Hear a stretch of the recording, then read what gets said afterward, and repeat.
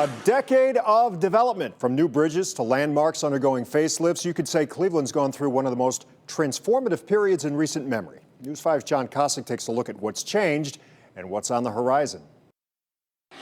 When the results of the Hyperloop feasibility study were announced earlier this month, it was mentioned that this is something that conceivably could be up and running by the end of the next decade, which seems so far off. And in a way it is.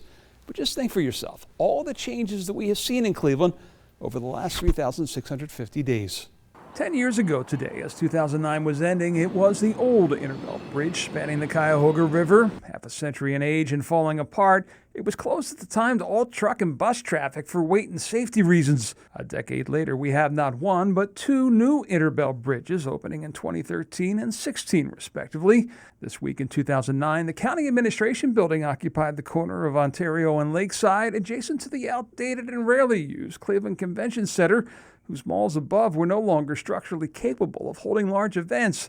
Today, the county building is the site of the new Hilton, and the state-of-the-art convention center soon replaced the old one, both of which played cornerstone roles in enabling the city to land the Republican National Convention, the Major League Baseball All-Star Game, with key roles to be played as well in the upcoming NFL Draft and NBA All-Star Game. Just off the mall, the old ivy-covered Cleveland Schools Administration Building was in its final days, converted mid-decade into a new hotel while maintaining many of its historical features. The holiday windows of the old Higbee Building were anything but decorated for Christmas in 2009 because it had sat empty for years and was still 2 years away from being announced as the site of the new Horseshoe, now Jack Casino, bringing new life to Public Square, which also got a facelift of its own in the mid-teens as Ontario was closed off through the center and a more park-like feel was created.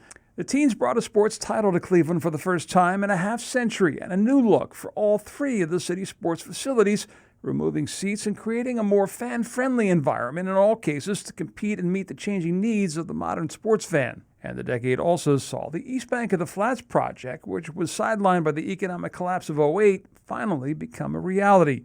As we get set to welcome a new decade, there are projects that will be seeing their dedication in 2020 and many more that have the potential to be equally as transformative if they come to be.